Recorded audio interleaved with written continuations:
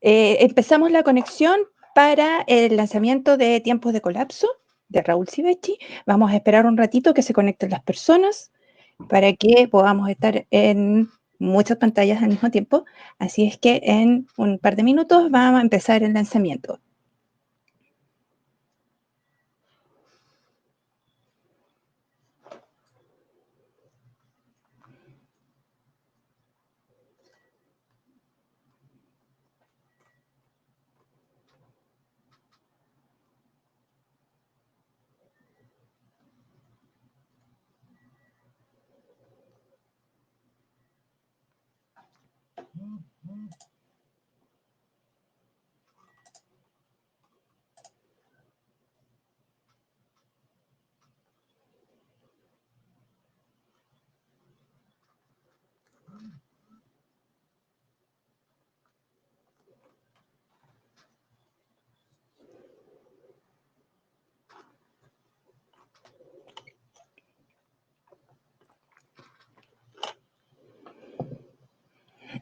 Un saludo a todos los que se están conectando.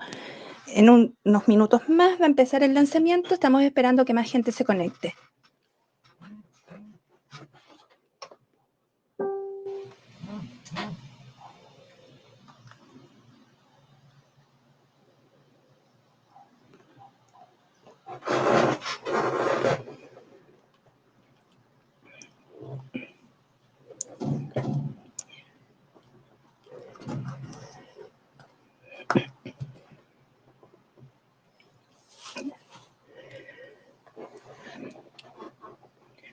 Un gran saludo para todas las personas que están conectadas en este instante en el lanzamiento de Tiempos de Colapso, los pueblos en movimiento, del escritor Raúl Sivecki.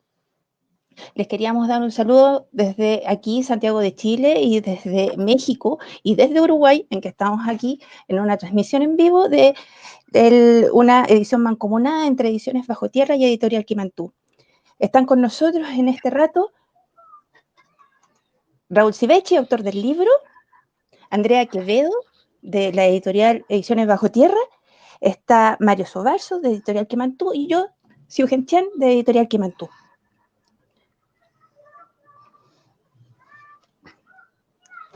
Te doy el paso, Mario. Hola, Siugen. Muchas gracias, Siugen. Disculpen, pero tuve que conectarme al celular porque mi computador se caía constantemente. Bueno, le damos un saludo a todas y todos los que se encuentran conectados en este momento. Como Editorial Bajo Tierra, Editorial Quimantú, es una tremenda alegría. Una vez más, ¿no? Porque nosotros a Raúl lo conocemos hace muchos años. Yo me acordaba justamente en estos momentos, Raúl, cuando es que por esta misma fecha, hace 10 años atrás, en septiembre del 2010, estábamos presentando tu libro Progresismo, la domesticación de los movimientos sociales, en septiembre, hace una década, y hoy día, bueno, 10 años después, estamos presentando otro libro más, uno más, como digo, dentro de las largas producción que tú tienes, una larga reflexión con respecto a lo que son las temáticas de las transformaciones sociales, transformaciones políticas, y, bueno, por supuesto, esto mirado desde la perspectiva de los movimientos sociales, que es algo que hace un poco la diferencia respecto de otras lecturas que nosotros podríamos haber visto en las últimas semanas respecto a lo que ha significado el coronavirus.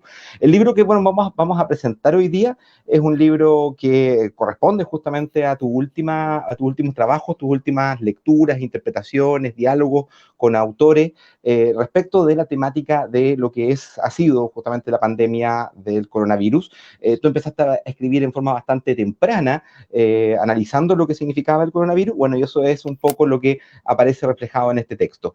Para comenzar con la presentación, vamos a darle el pase justamente a nuestra compañera Andrea de Bajo Tierra de Ediciones, que va a hablar con respecto, en primer lugar, a presentar los aspectos por los cuales también la editorial Bajo Tierra se une con nosotros. Venimos construyendo hace algún tiempo ya esta alianza de publicaciones en conjunta y vamos a darle la palabra justamente para señalar cuáles son los motivos, cuáles son las circunstancias en las cuales se publica justamente esta obra que estamos presentando hoy día.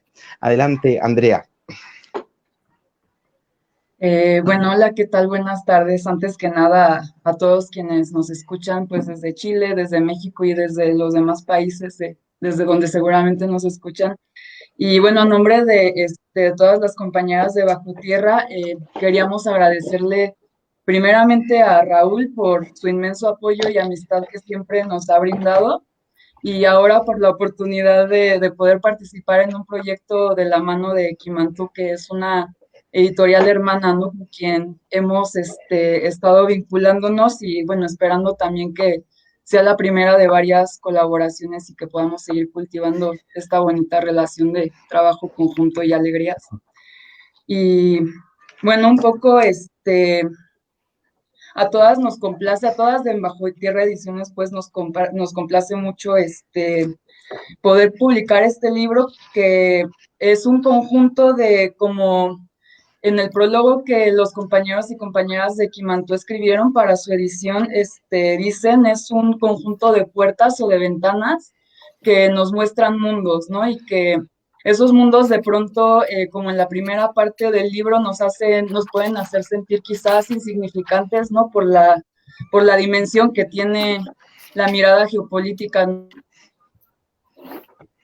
De lo que está sucediendo, pero por otro lado también nos muestra mundos donde se teje cotidianamente el saber hacer, que, bueno, las comunidades que se organizan para gestionar su vida cotidiana desarrollan día con día, ¿no? Y entonces, pues en ese sentido, para nosotras como editorial, ha sido justamente un reto ir construyendo ese saber hacer en estos últimos meses, y pues nos ha representado un reto porque al final hemos tenido que generar nuevas formas de vincularnos con quienes leen nuestras publicaciones y con quienes trabajamos, pues, y hemos tenido que buscar nuevos espacios también de encuentro. Y eso para nosotras ha requerido, pues, de mucho trabajo, por un lado, pero también, por otro, de mucho aprendizaje de cosas nuevas a las que no estábamos, pues, muy acostumbradas, ¿no? Y bueno, en ese sentido, también, bueno, repito, y también un poco celebrando otra vez la posibilidad de poder trabajar conjuntamente, pues nos ha planteado la necesidad de seguir buscando redes, ¿no? Y de poder buscar espacios donde podamos compartir conocimientos y estrategias que nos puedan posibilitar hacer frente a las condiciones que nos impone esta crisis actual. Y también, y pues nada, más que nada, eso es todo lo que tengo planeado por decir a nombre de mis compañeras de Bajo Tierra, y pues muchas gracias. Qué alegría poder estar acá. Muchas gracias, Andrea. Bueno, también para nosotros es una tremenda alegría, como decía, el poder publicar en conjunto con la editorial Bajo Tierra de México. Vamos tejiendo redes, vamos tejiendo compañerismo. Y ahora, bueno, vamos a dar la palabra a Siugen, compañera justamente de la editorial Kimantú, quien va a presentar los motivos por los cuales la editorial Kimantú publica esta obra de Raúl, esta compilación de textos aparecidos en diferentes medios.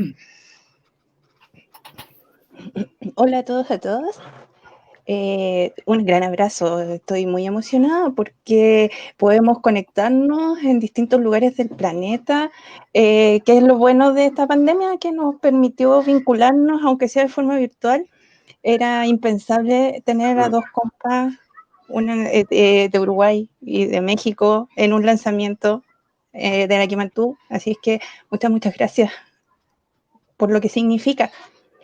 Les quería contar un poquito de que, bueno, con el Raúl nos conocemos hace hartos años, no voy a decir cuántos, pero es un compañero que ha abierto puertas inimaginables para la editorial.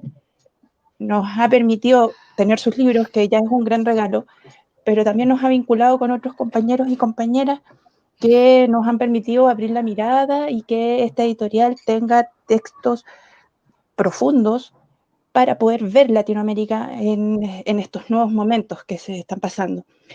Y tener un libro respecto al coronavirus, como bien lo decía Mario, en un instante en que el análisis era un poco difuso, era complejo, Raúl se puso a escribir con la valentía que tiene de ir posicionando temas y de miradas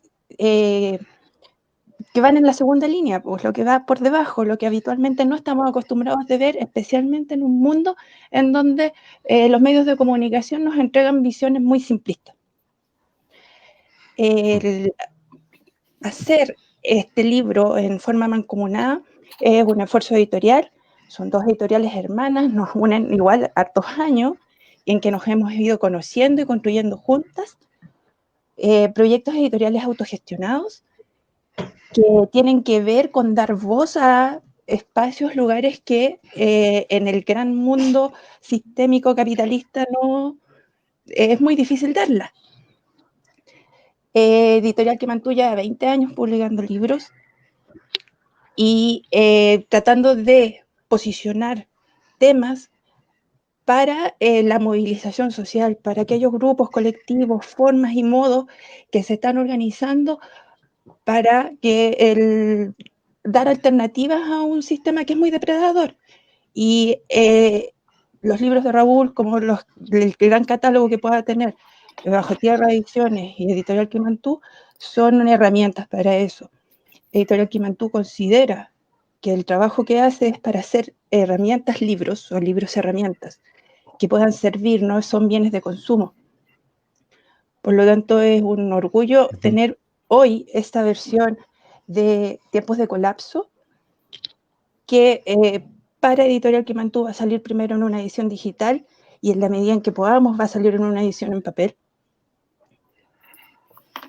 Y felicitar el esfuerzo mancomunado, es decir, es un libro que va a salir en Chile y en México y que vamos a poder discutir de estas experiencias latinoamericanas y vamos a poder conocer esto que está pasando en los grupos de base sobre la construcción de esto que pasó, que es una apuesta a sentar bases para la construcción de nuevos mundos.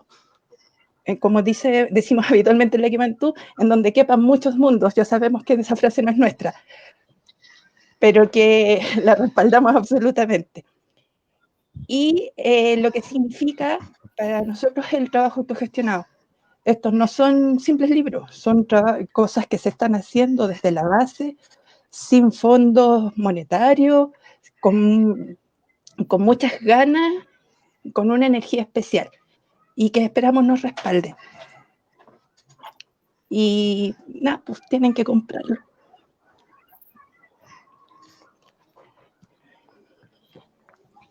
Muchas gracias, Siugen.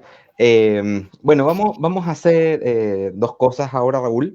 La idea, primero, bueno, es que tú nos cuentes un poco del libro. Nosotros ya leímos justamente la obra, pero lo primero que uno te preguntaría es, bueno, ¿qué de nuevo, no? ¿Qué de nuevo viene, más allá de que efectivamente la pandemia es algo sobre lo cual tú no habías escrito, pero el poder mirar esta situación de la pandemia desde los movimientos sociales y lo que tú extraes desde el propio libro respecto de la forma en que los movimientos sociales son capaces de organizarse, movimientos que no son solamente sociales, sino que además tienen que ver con pueblos originarios, tienen que ver con movimientos de mujeres, etcétera, cómo son capaces de organizarse para, en primer lugar, hacerse cargo de la subsistencia de la vida y, en segundo lugar, ser capaces de pensar, de imaginar estos universos posible que hablaba justamente Siugen. En ese sentido, bueno, ¿cómo ves tú o cómo ves que ha evolucionado esto? Te lo pregunto desde un país como Chile, que a diferencia de Uruguay, sí ha sido profundamente afectado por la pandemia. Tenemos, aquí hay una diferencia de números, ¿no? En el guarismo de 12.000, casi 13.000 muertos reconocidos por parte del Estado, más 4.000 más o menos que se le suman, que son probables. O sea, estamos hablando de 17.000 muertos, que nos tiene hoy día debatiendo acerca de también lo que fue el manejo, el control de la pandemia que hizo nuestro propio gobierno. Entonces, ¿cómo lo ves desde un país que primero no ha vivido esos niveles de destrucción que ha generado la pandemia en otros países del mundo? Y en segundo lugar, ¿cómo lo ves respecto de estas transformaciones que tú señalas que están ocurriendo, ¿no? Un estado de excepción permanente, una situación donde nosotros en la actualidad estaríamos viendo un colapso de un sistema, ya no un colapso de la economía solamente, sino que un colapso que involucra aspectos humanos, aspectos económicos, aspectos sociales. ¿Cómo ves esto en el contexto, como te digo, de las transformaciones que han ocurrido desde el momento en que tú escribes el último artículo, que si no me equivoco fue hace un par de meses, a lo que ha sucedido hoy día en el mes de octubre, que además, insisto, para nosotros es importante porque representa el año del momento de esta rebelión popular que fue el 18 de octubre y que creemos muchos que todavía no se termina. Bueno, primero que nada, saludarlos a todos y a todas, agradecerles a las que están conectadas y a las 4 que están allí, porque hay alguien que no ven, que es Roberto, que está manejando ahí los hilos como se hacía en los títeres antiguamente, ¿verdad? Que la mano no se veía, pero los muñecos, o sea, nosotros sí nos movemos.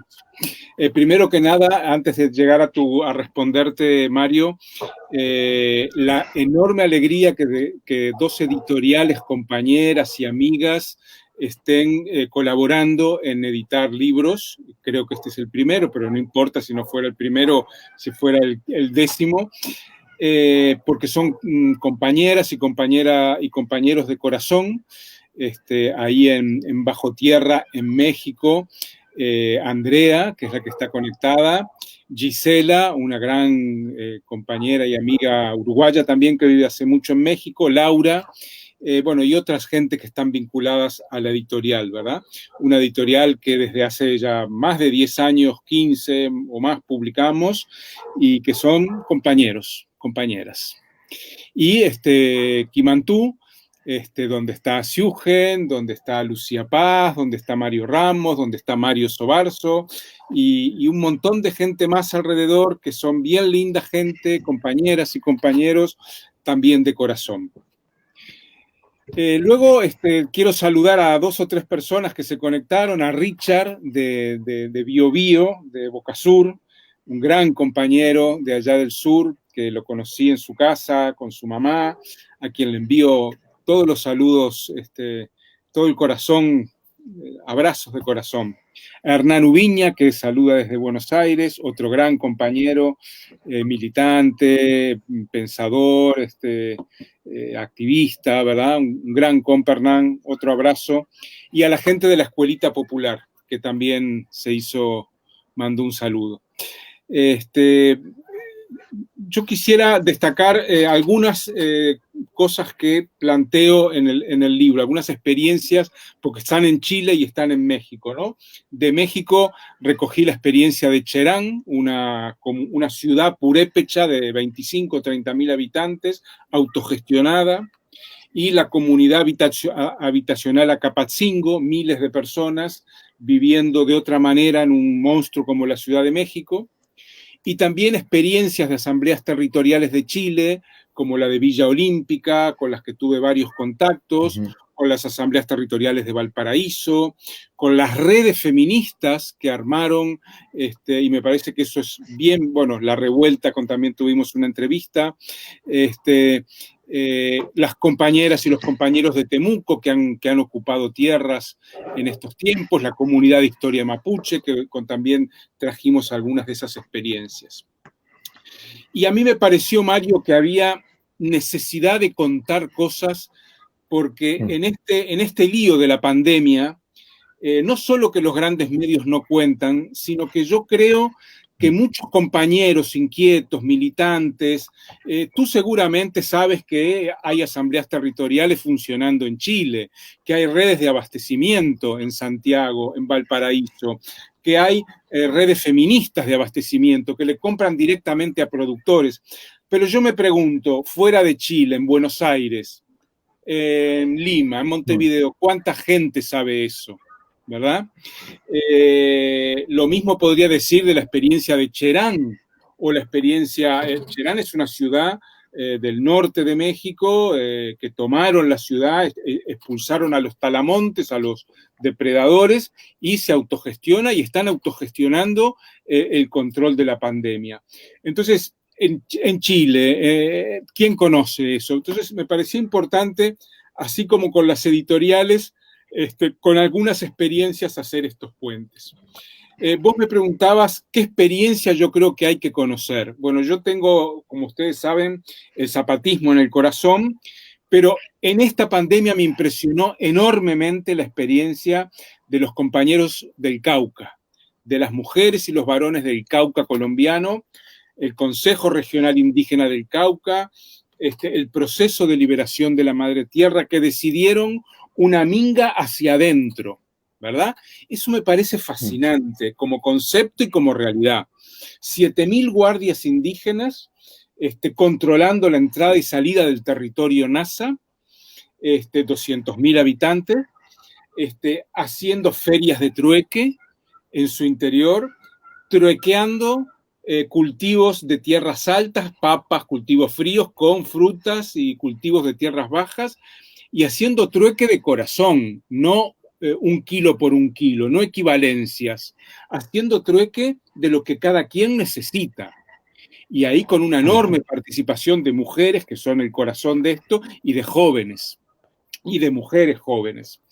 Ese proceso que tiene la minga hacia adentro, de armonización interior, entonces van allí con médicos tradicionales, con sabios, van con plantas medicinales, arman sahumerios al costado de las lagunas, que son sitios sagrados, y producen una doble armonización entre los comuneros y las comuneras, ¿verdad?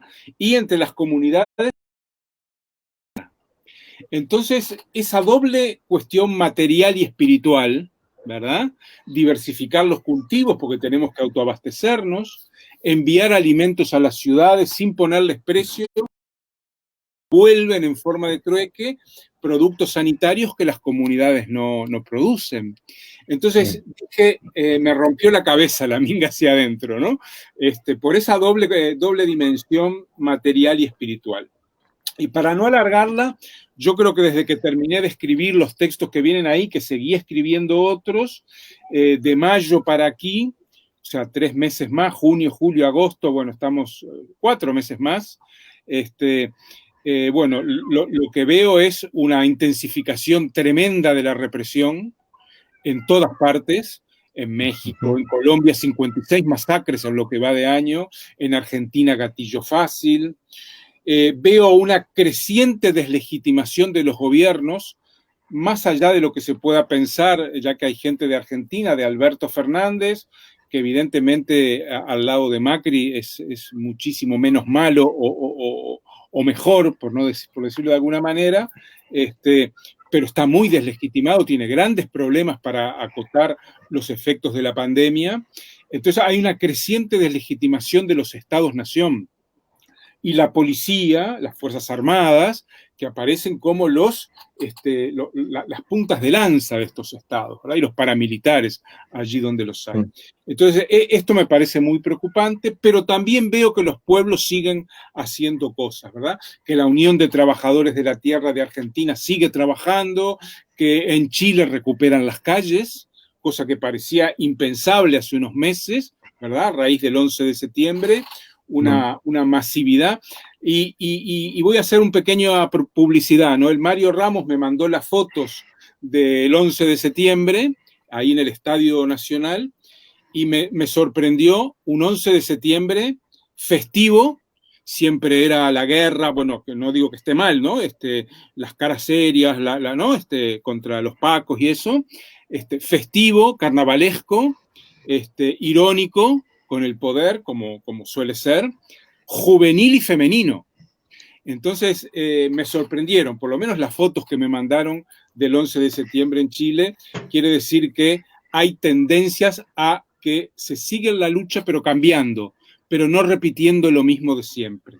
Y me hizo muy feliz recibir esas fotos.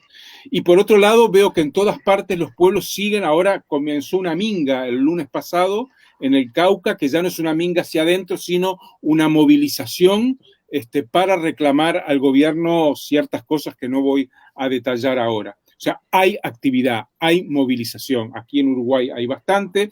En Brasil, donde poco había habido, bueno, las barras bravas del fútbol, los grupos afrodescendientes comienzan a movilizarse. En todas partes hay una gran movilización. Y el lunes pasado el zapatismo envía un nuevo comunicado anunciando una gira por Europa, una forma de romper ese cerco de paramilitares, de militares, político y mediático del partido en el gobierno, Morena, y creo que es importante romper el cerco. Creo que es importante esto que hacemos, vincularnos, tender puentes, hablarnos, querernos, compartirnos, porque la pandemia es aprovechada también por el sistema para encerrarnos y cercarnos. Quería dejarla por ahí.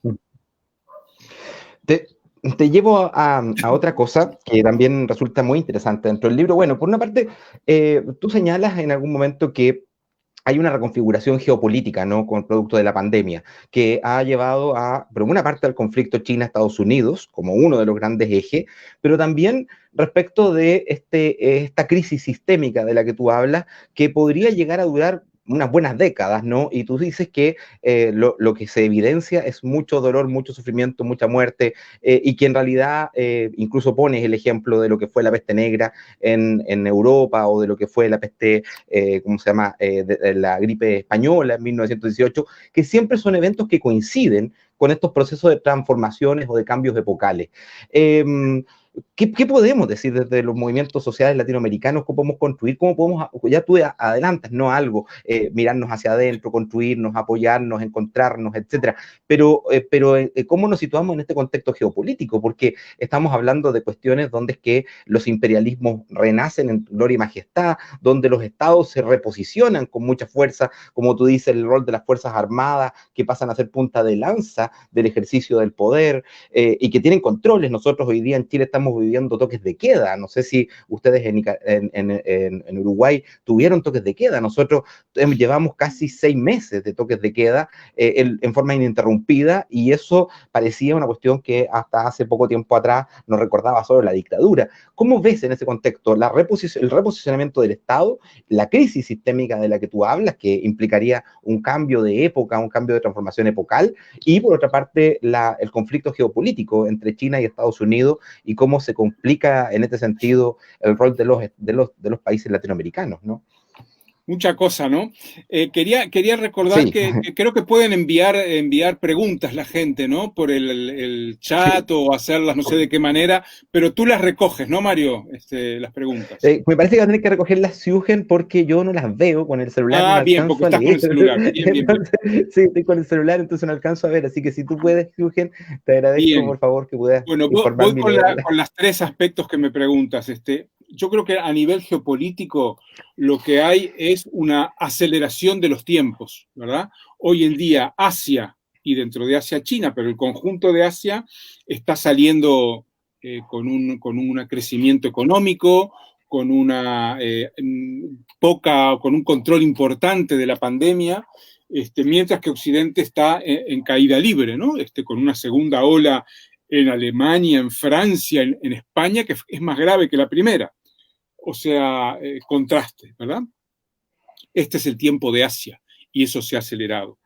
La crisis sistémica también se ha acelerado. La pandemia no hace más que acelerar los tiempos del deterioro del sistema mundo y del sistema en cada uno de los países. El hecho de que tengan que sacar la policía, los carabineros, para controlar el movimiento de la población, eso no es fortaleza, eso es debilidad del Estado. Porque el Estado es fuerte cuando dice no salgan y la gente no sale. Cuando dicen usen cubrebocas y la gente se cubre la boca. Entonces, yo creo que hay que mirar los dos aspectos, ¿no? Y creo que además es una crisis fenomenal de 2 aspectos centrales que están horadando al sistema por dentro.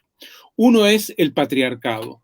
El deterioro del patriarcado, la crisis del patriarcado sigue creciendo, sigue avanzando, y eso se nota en estas permanentes denuncias de la violencia policial, de la violencia militar, ¿verdad?, que están teniendo que hacer.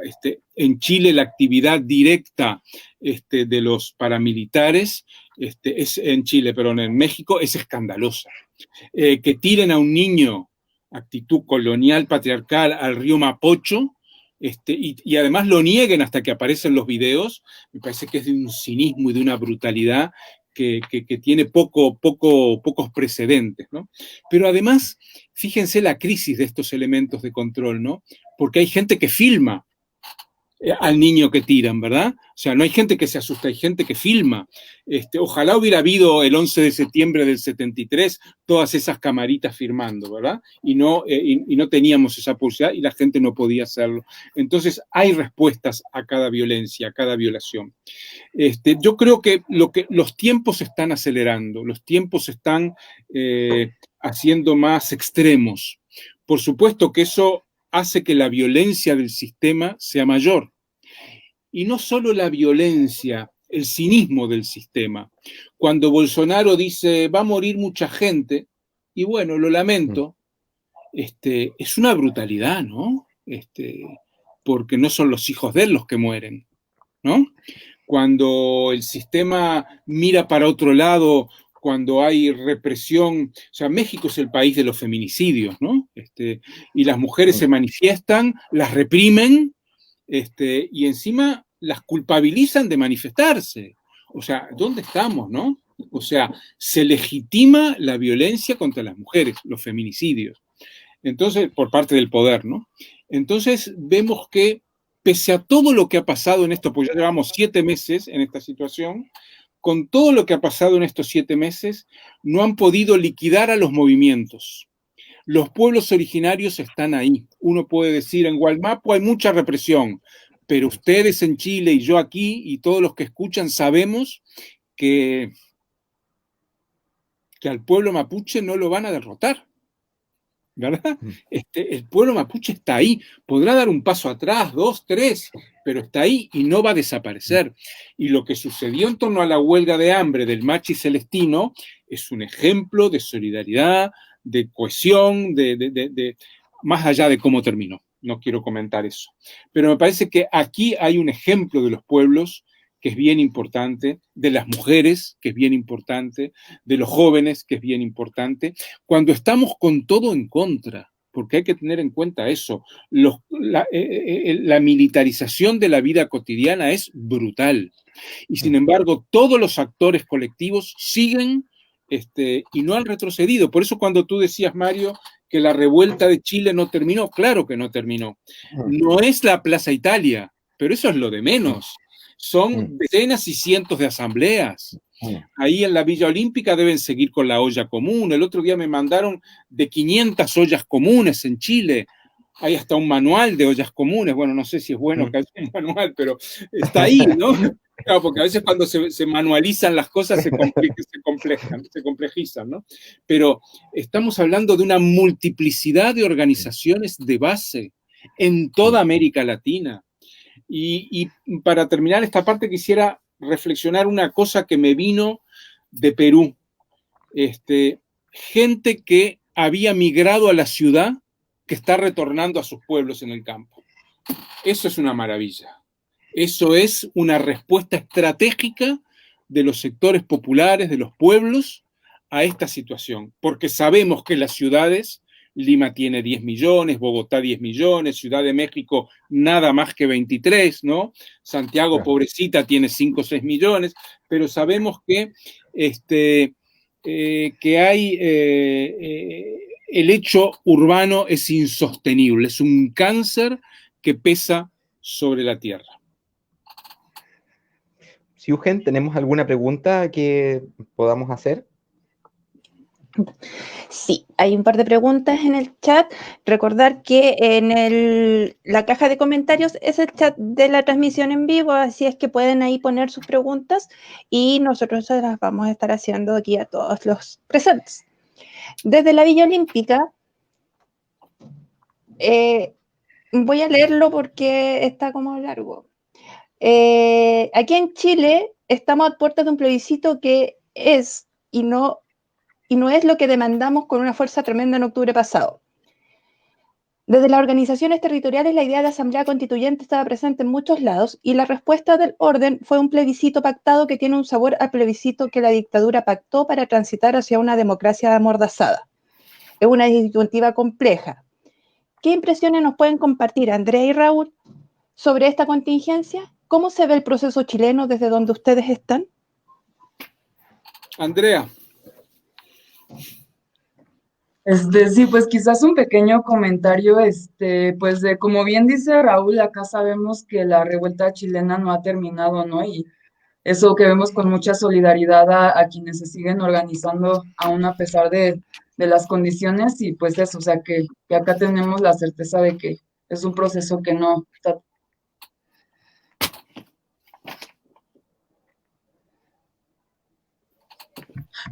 Creo que hablé y no tenía el micrófono abierto. Pero disculpa, nada más decía que un pequeño comentario, que acá pues vemos con mucha solidaridad, ¿no? A quienes se siguen organizando allá y que como bien dice Raúl, pues acá sabemos que la revuelta chilena no ha terminado, ¿no? Y pues nada, que desde acá seguimos acompañando en la medida de lo posible. Raúl. Sí, yo creo que el plebiscito, o sea, que no se pueden abordar estos temas en abstracto. Si tú me dices hace 6 meses, me juego por el apruebo, yo te diría, estás bajando el nivel de la protesta, ¿verdad? Ahora han pasado 6 meses, está la pandemia, una situación muy compleja, y yo creo que, bueno, la gente va encontrando los caminos. Yo estoy en contra de decir, la gente está equivocada con el camino que toma. Yo desde aquí no puedo decir si el apruebo es el camino o no lo es.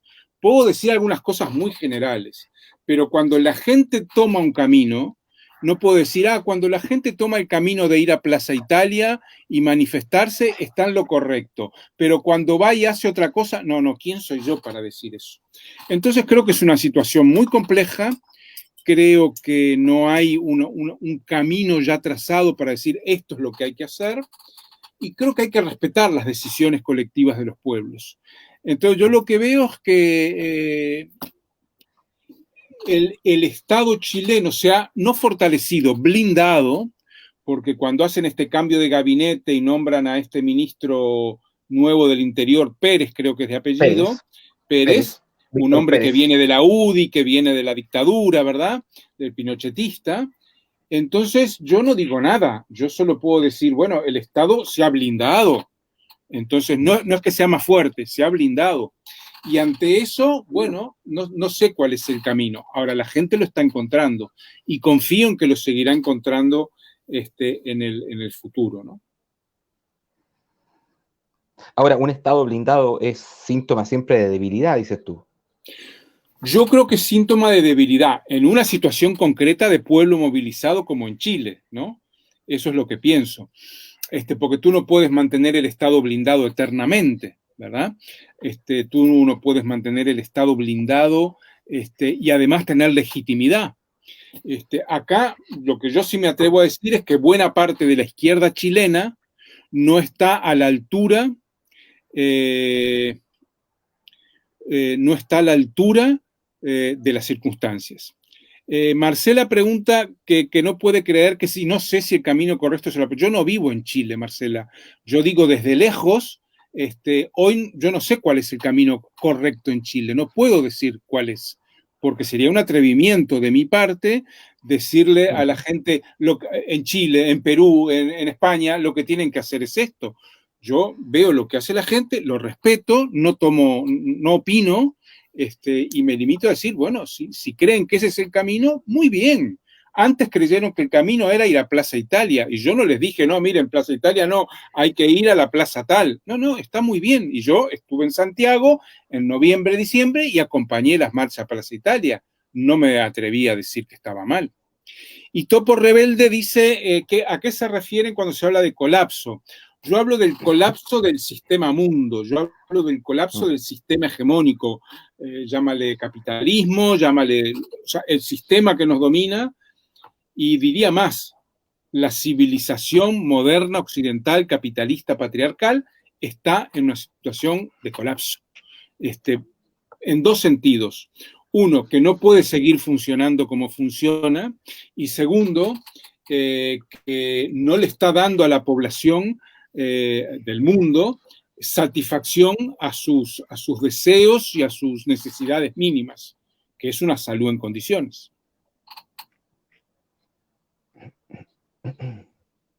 Perdón que me metí en las preguntas que estaban ahí, capaz que eso le correspondía a Siugen o a Mario. No, No, está súper. hay una pregunta que te hacen aquí que dicen que qué perspectivas tienen desde la resistencia indígena contra el capitalismo en América Latina.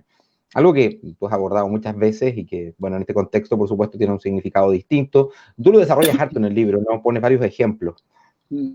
Sí, yo lo que sostengo desde hace ya un tiempo es que, por lo que veo, tampoco es una teoría, yo veo y reflexiono, que hay dos sujetos colectivos en América Latina que marcan rumbos, que son las mujeres, las feministas o los movimientos antipatriarcales de mujeres, y los pueblos originarios. Y en la pandemia me lo confirma, ¿no? Por la pregunta de la resistencia indígena, yo creo que marca rumbos. Por eso hablé de Cherán, está el zapatismo en México, además de Cherán y de otros pueblos en Oaxaca, en Guerrero. Por eso hablo de la Minga Nasa, por eso hablo de Gualmapu. Yo creo que los pueblos originarios tienen varias características que en este momento se notan mucho. Uno, tienen una cosmovisión totalmente diferente a la occidental. Y si nosotros observamos que es la civilización occidental moderna la que está en crisis, en colapso, los pueblos originarios no son parte, son dominados por esa civilización, pero no forman parte de esa civilización. Tienen una cosmovisión diferente. Segundo, la relación de los pueblos originarios con la enfermedad y con la madre tierra es distinta. Occidente ante una enfermedad lo que hace es poner el bombardero de antibióticos o de lo que sea y bombardear el virus, ¿no? Hasta matarlo. Y si se mata el organismo, bueno, es un daño colateral. Los pueblos originarios tienen otro tipo de salud, que es recuperar el equilibrio. La enfermedad es pérdida del equilibrio, recuperemos el equilibrio. Y con la madre tierra, no dañarla, no destruirla, no perjudicarla, ¿verdad?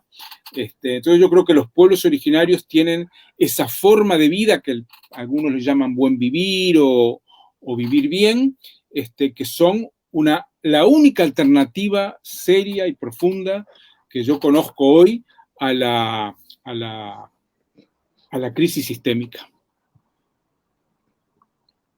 Javier Bertín te hace una pregunta respecto de que tú señalabas en una entrevista en Ecuador que había que renunciar o prescindir de la minería y que no había que vender petróleo. Y te señala entonces que este espacio ocupa computadores, micrófonos, etcétera, los que necesitan metal. Para movilizarnos en autobús, etcétera, se requiere combustible. ¿Cuál es el camino alternativo entonces dentro de esto, de lo que pueden ser las energías que no lo sean? Yo complemento un poco incluso, porque tú en un momento, ahora mismo lo decías, ¿no? Que es casi una vuelta a la vida del campo, lo que estás planteando en algún momento. ¿Podemos nosotros renunciar, a propósito de lo que dice justamente este compañero que te hace la pregunta, ¿podemos renunciar a la vida urbana tan fácilmente? ¿Es razonable? ¿Cómo lo podríamos encauzar además? Bueno, primero que nada, gracias por la pregunta, Javier. A ver, yo creo que la inmensa mayoría del petróleo y de la energía que se consume hoy en el mundo no la consumimos las familias. La consume la gran industria, la consume la minería.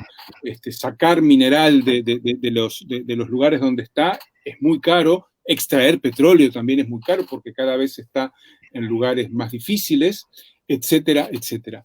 La industria bélica, el transporte marítimo, el transporte aéreo, consumen una enorme cantidad de recursos.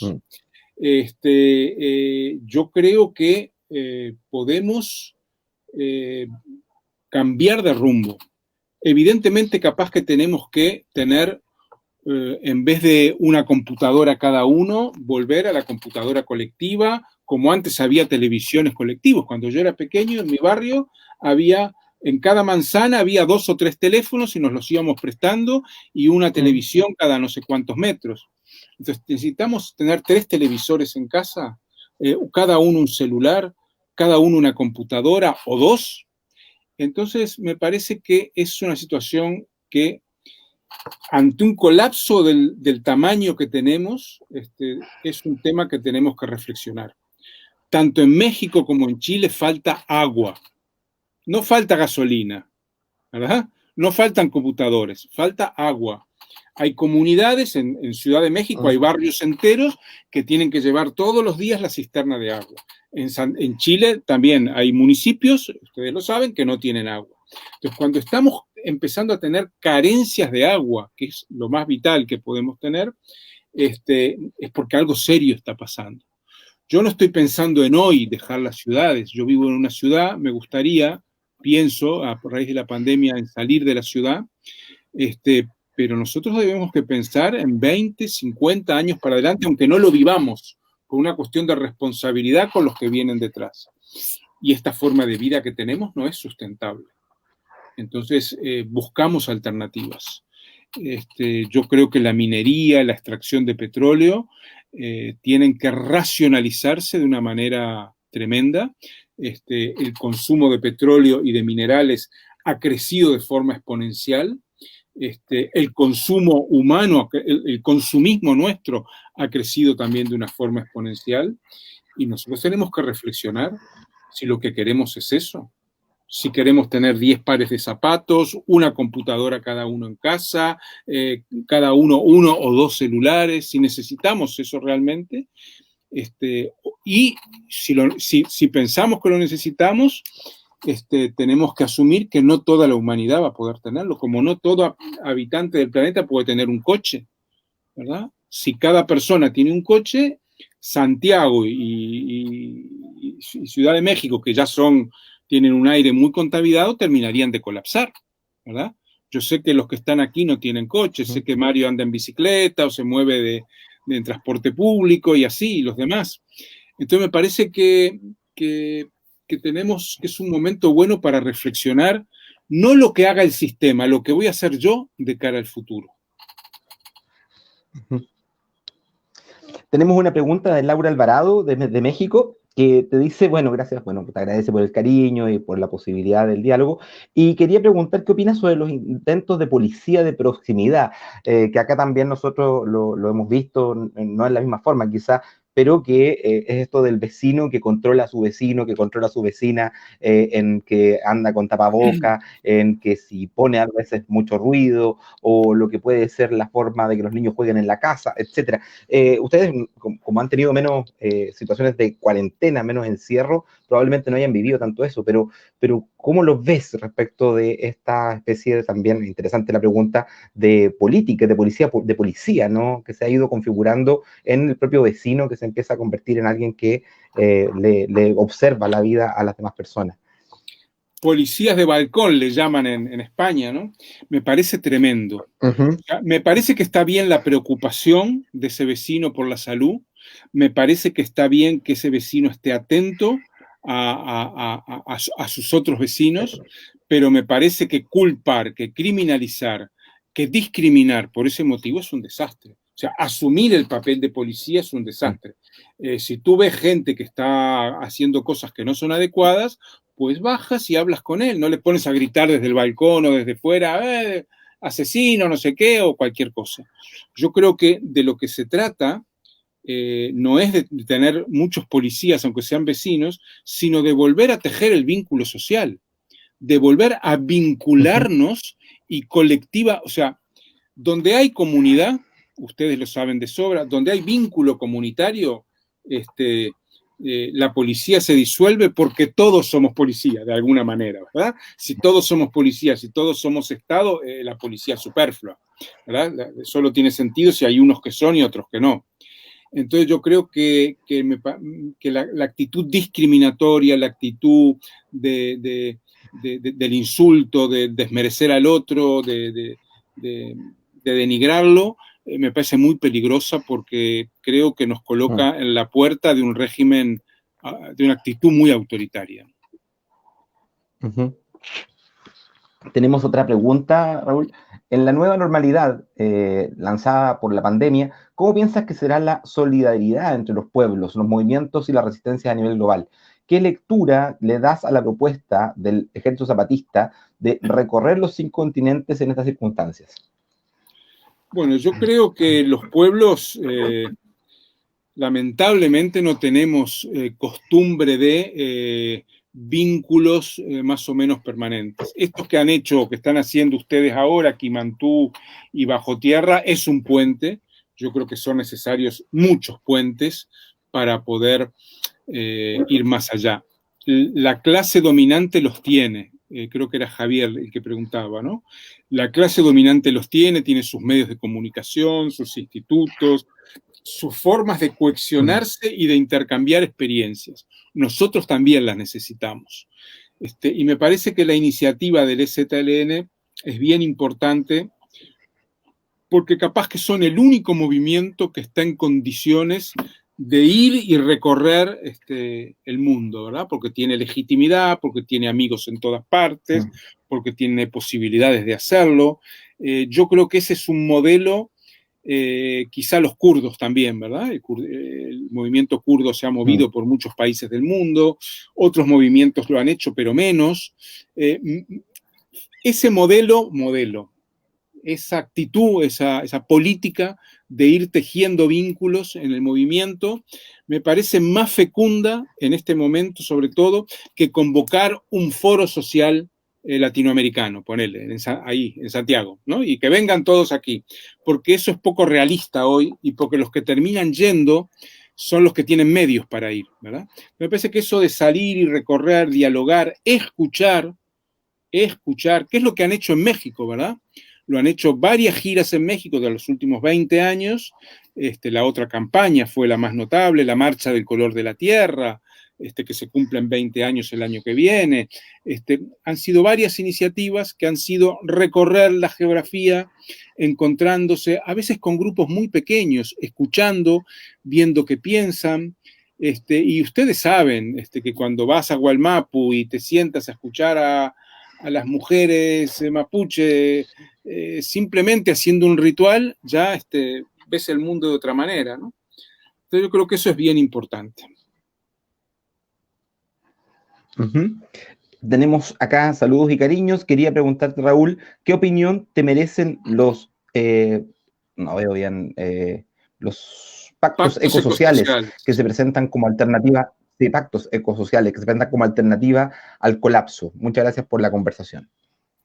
Mira, Vir, yo creo que la conciencia o la actitud ecosocial es muy importante en la gente común, que haya un avance de esa conciencia, un avance de las ideas del cuidado del medio ambiente, del cuidado personal, colectivo en relación al medio ambiente. Me parece que eso es muy importante y de alguna manera tanto el ecologismo como el feminismo lo han planteado de una manera central. No confío tanto en pactos que firme el Estado, porque los pactos que firma el Estado sistemáticamente no se cumplen. Tienen el aspecto positivo de que obligaste al Estado a reconocer algo, eso también hay que decirlo, pero después yo tengo mucha desconfianza, o sea, yo creo que si mañana se toma la iniciativa y no da mucho trabajo de que el Estado firme un acuerdo, muy bien. Pero empeñar la fuerza y la potencia del movimiento en convencer o en presionar al Estado o al gobierno para que firme un pacto ecosocial, yo creo más en ese terreno de lo ecosocial, el intercambio de experiencias de cuidado entre los movimientos de base, ¿verdad? El avance por ese lado. Yo creo que lo último que se convence es a las autoridades. Lo más importante es convencer al vecino, a la vecina, a los círculos concéntricos. Una vez que seamos una masa crítica, bueno, van a intentar incluso ellos tomar la iniciativa para no quedar fuera de lugar de avanzar en ese sentido. En México recién premiaron a las policías que reprimieron a los colectivos feministas durante las marchas de días anteriores. Y los beneficios de ese premio son, no alcanzo a ver muy bien, apenas derechos laborales y condiciones menos precarias. Una vergüenza. Supongo que habrá sido el gobierno de Ciudad de México, ¿no? Andrea, el de Sheinbaum, ¿no? Que es mujer además y por ahí habla que es feminista. Me parece una vergüenza, no sé tú cómo lo ves. Sí, pues también una cosa muy conflictiva que ha pasado acá, la postura que ha tomado el gobierno de la Ciudad de México con respecto a las manifestaciones de las mujeres y pues demeritar públicamente a quienes se están organizando, ¿no? En esos procesos, incluso en sus conferencias de prensa, pues señala públicamente a la gente de una actitud, pues, pues bastante terrible. Entonces sí, muy Sí, a mí lo que lamentable. me llama mucho la atención del gobierno de México, progresista, es que en el país de los feminicidios, donde mueren, son asesinadas cruelmente no sé cuántas mujeres por día, como se criminaliza a las feministas que protestan. O sea, me parece un delirio, ¿no? Me parece que es un doble feminicidio, ¿no? Es cierto que siempre en las manifestaciones hay gente que rompe algo, que se pasa, sí, bueno, pero eso es un daño menor al lado de las miles y miles de mujeres que están siendo asesinadas. Creo que es una pérdida. ¿A quién se dirige con ese discurso? Sheinbaum o López Obrador, que también ha dicho cosas por el estilo, ¿no? ¿Por qué se criminaliza a las mujeres? Y esto de premiar a las policías, a la represión, me parece que es sacar una sacada, me parece que es un desastre. Tenemos a Víctor, Asamblea Constituyente. El único camino es la conquista y ejercicio de la soberanía popular. Esto es el desarrollo de la Asamblea Constituyente que estamos impulsando las asambleas territoriales autónomas a lo largo de todo el país. Víctor Hugo, Iquique, Tarapacá, Chile. Asamblea autoconvocada plurinacional y feminista de Tarapacá. Al parecer se están desarrollando iniciativas justamente alternativas a lo que es la convención constituyente o lo que está proponiendo justamente el Estado, que como lo veíamos antes, bueno, igual tiene muchos cuestionamientos, ¿no? Todavía no sabemos exactamente cómo se van a elegir los candidatos, por ejemplo, que van a la Asamblea, la Convención Constituyente de los Pueblos Originarios. No está claro eso, no está establecido, no hay claridad con respecto a cómo pueden participar los independientes ni cuánta es la cantidad de votos que se les va a pedir. Incluso el hecho de que eso sí está claro, que para poder aprobar cualquier cosa en la Convención Constituyente va a tener que tener el 2/3 partes de la Convención. Por lo tanto, el poder que va a tener la derecha, la minoría de vetar las alternativas, parece bastante fuerte. En ese contexto, Raúl, bueno, ¿qué piensas tú, no? Sobre estas iniciativas autogestionadas, autónomas de organizaciones territoriales que están planteando construir una asamblea constituyente en paralelo? A mí me parece muy bien.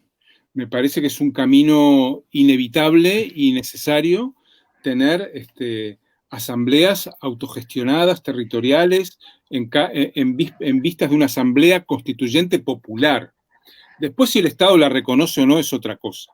Tampoco es contradictorio con ese otro proceso que tú mencionas, con ir y el apruebo, ¿no? Yo sí estoy de acuerdo contigo en que por la vía de la que ha diseñado el gobierno de Piñera, es casi imposible que se llegue a los 2/3. Digo, sería un milagro que hubiera, porque los que se van a elegir son los de la derecha, que ya sabemos lo que piensa, y luego todo el sector de lo que es la concertación y el Frente Amplio, que no están dispuestos a una constitución que vaya muy lejos, ¿verdad? Entonces yo creo que, primero, los 2/3 creo que no los va a tener nadie, y menos los va a tener el sector popular, digamos, del Frente Amplio para la izquierda, por decirlo de alguna manera, o del PC, y te aceptaría incluso al PC, para la izquierda. Eso no vamos a llegar al 20-25%. Ojalá el sector popular tuviera el 90%, digo, por desearlo es lo que yo deseo, pero en ese marco en donde lo que rige es la elección por la vía del voto que requiere publicidad, propaganda, una movilización de recursos enorme, y bueno, ahí la derecha y el centro, lo que es la concerta, tienen todo para ganar y nosotros todo para perder. Entonces yo creo que por esa vía se va a conseguir poco, y por la vía de la Asamblea Constituyente Popular, de abajo, digamos, yo creo que es una vía de mucho más largo tiempo, de mucho más largo aliento, pero es una vía mucho más fecunda. Yo me acuerdo, fue Recabarren, a ver, recuérdenme, que convocó una especie de parlamento popular o parlamento obrero allá por los años 20. No, pero fue en un contexto justamente previo a la Constitución del año 25, en el cual hubo un llamado de organizaciones sindicales y obreras. El que hace la reconstrucción es justamente el profesor Gabriel Salazar, quien levanta esa información y recupera eso de lo que es la Asamblea de Trabajadores e Intelectuales, de Obreros Ahí está. Intelectuales. Sí, yo creo que lo Sí. leí en Salazar. A mí me parece que eso fue una experiencia muy interesante, independiente, Sí. porque acá las experiencias positivas no dependen de si el resultado fue bueno o malo. No, el resultado Claro. haya sido cual haya sido, el proceso, ¿verdad? Es lo que es muy rico. Y en ese proceso miles de personas participaron, se involucraron y comenzaron a debatir, a organizarse y crearon una constituyente popular, pongamos el caso, ¿no? Y una constitución popular. Claro, la derecha nunca la va a aprobar, el poder nunca lo va a aprobar. Nunca. Pero bueno, lo importante hoy yo creo que es que el sector popular, que los trabajadores, que los pueblos originarios, que las mujeres, que los jóvenes tengan una fuerza como para decir, esto es lo que queremos. Y después, ¿cuánto eso demora en concretarse? Bueno, los tiempos históricos de los pueblos son muy largos necesariamente. Ana María. ¿Quién lee lo de Ana María? El plebiscito es una reflexión constante por pobladores unidos por la legua. Somos pueblo, pobladores, que la experiencia de las ollas comunes nos ha invitado a reconocernos y accionar en colaboración. El apruebo es una estafa de la que somos conscientes y nos recuerda que el trabajo popular tiene que seguir en construcción. Es una afirmación que hace justamente la compañera. Bien. Muy en la línea siempre de lo que tú has dicho, ¿no? Que no podemos confiar y que tenemos que seguir en lo nuestro. ¿Les parece que a raíz de la pandemia las instituciones educativas oficiales y oficialistas han entrado en un proceso de colapso? Antes de la pandemia, ¿qué elementos sociales, políticos y de otro tipo estaban generando el colapso?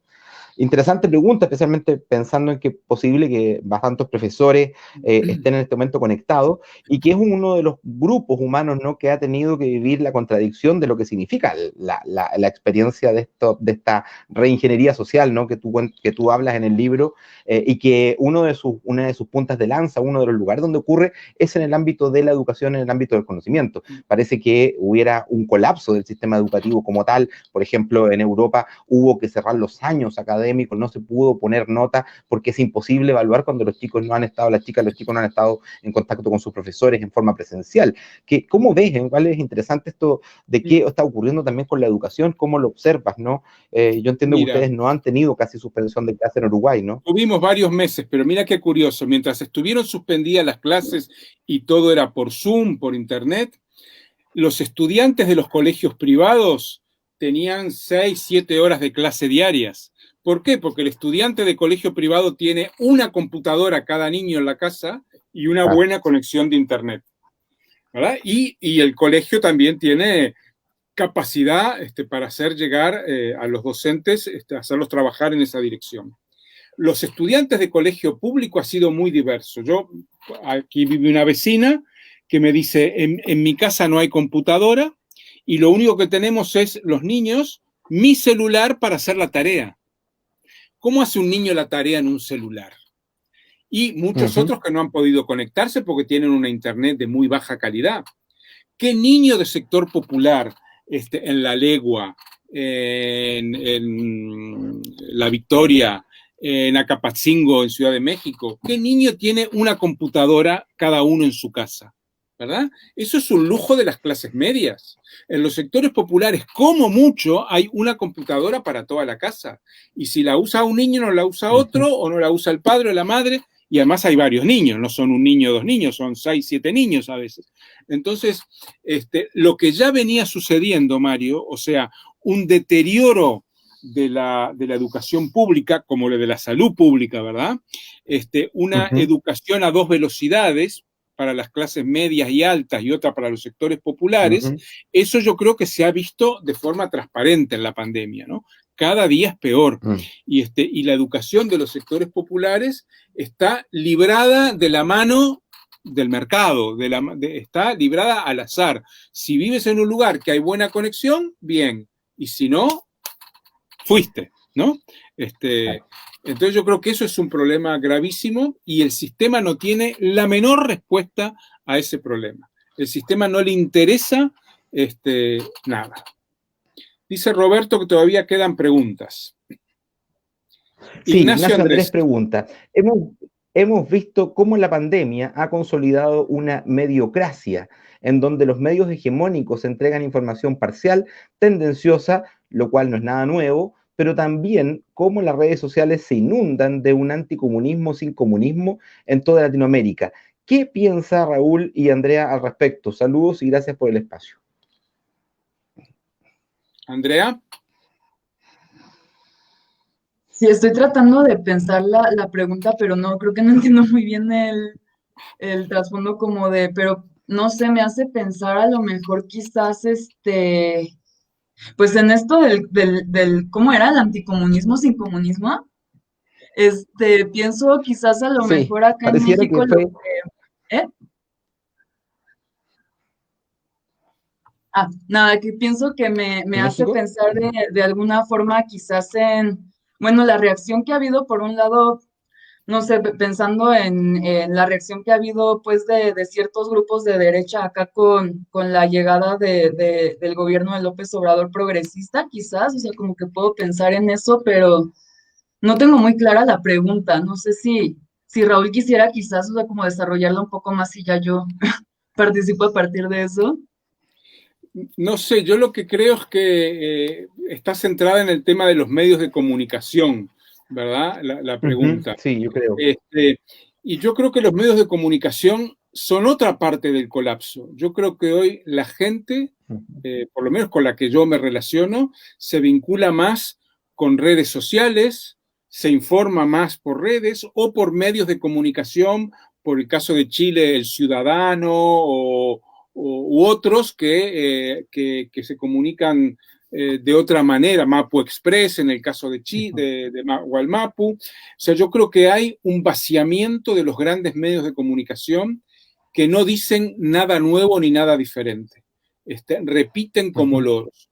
Les recomiendo una revista que se llama The Lancet, es una revista británica, pero con Google la puedes traducir, donde el director Richard Horton cuestiona el concepto de pandemia, dice que aquí el problema de la pandemia realmente no es el virus de COVID, sino las enfermedades no transmisibles, o sea, las enfermedades crónicas, que son enfermedades sociales, la diabetes, la obesidad, el cáncer, ¿verdad?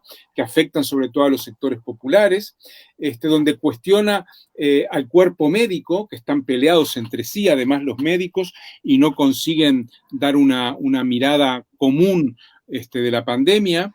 Y yo creo que estamos en esa situación en la que los medios también están colapsando y yo trato de no ver televisión, no sé ustedes, porque veo televisión y me contamina y confunde y te deprime además, ¿no?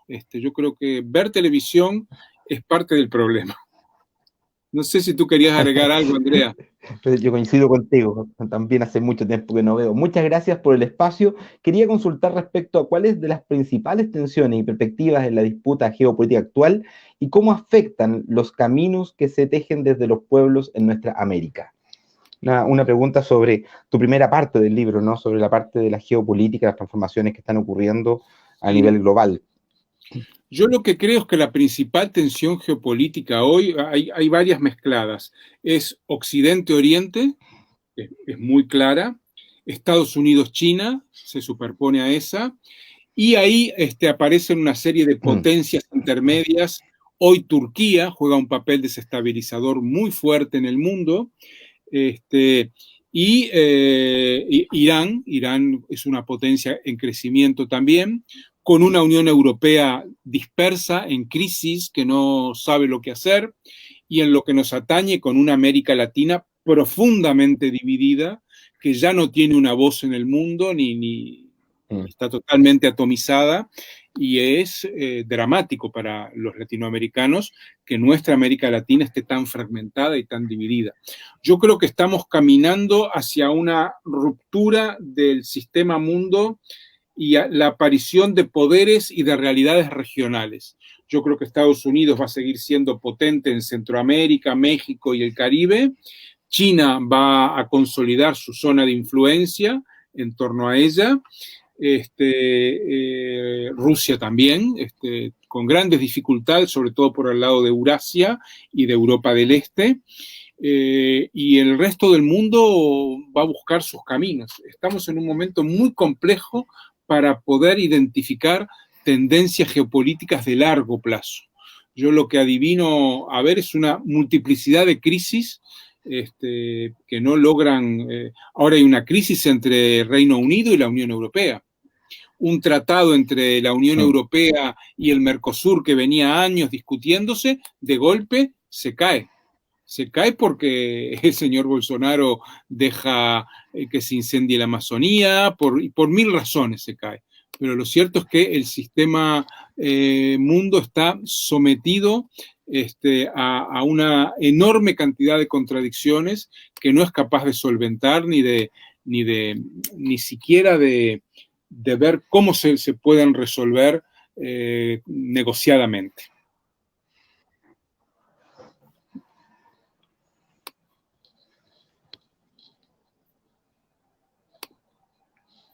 ¿Preguntas?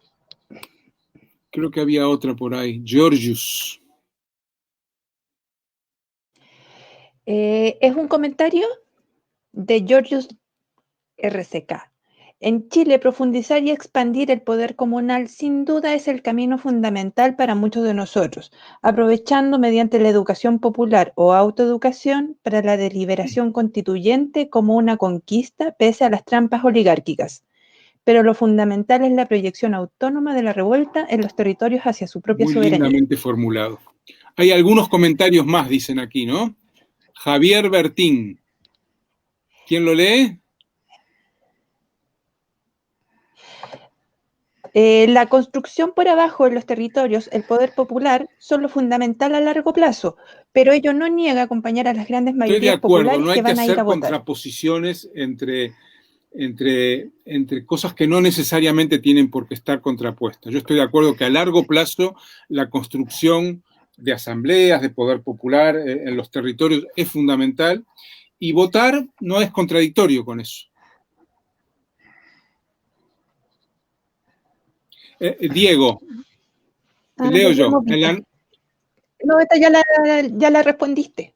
Sí, esa era la de los pueblos. Sí. Igual le queremos agradecer todos los comentarios bacanes que nos han tirado buena onda. Marza Atac, el camino del apruebo no es el camino del pueblo, ese es el problema. El camino del apruebo es el camino que dio como salida la clase política a esto. El camino del pueblo es hacia la Asamblea Constituyente. Nicole. Y Nicole Macaya dice que nos queda camino por construir desde las bases y con apoyo mutuo, pero vamos por ancho camino. Nuestro DJ nos está repitiendo las preguntas, ¿eh? Sí, eso ya estaba. Sí, nos están repitiendo las preguntas. Si no hay más preguntas, Roberto, vamos despidiéndonos, ¿no? Hacemos un cierre. No hay más, dice Roberto. ¿Hacemos una rondita de cierre? Sí, bueno, Javier, invitar de todas maneras a... ¿Hay otras preguntas? No, son repetidas. No. Roberto, me parece que no.